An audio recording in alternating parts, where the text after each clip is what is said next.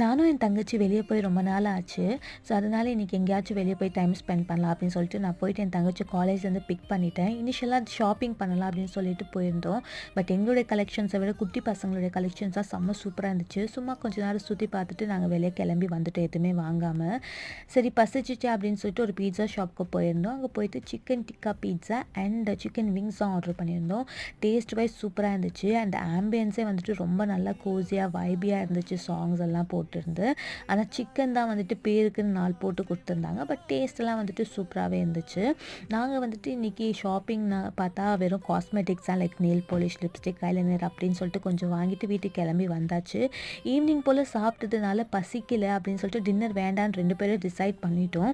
அதுக்கப்புறம் பார்த்தாக்கா லைட்டா பசி எடுத்துச்சு. ஸோ அதனால இன்ஸ்டன்ட்டா நம்மளால மேகி தானே பண்ண முடியும். சரின்னு சொல்லிட்டு சூப்பரா மேகி பண்ணிட்டு, பிக் பாஸ் பார்த்துட்டு நாங்க வந்துட்டு சாப்பிட்டு இந்த டேவ முடிச்சுட்டோம்.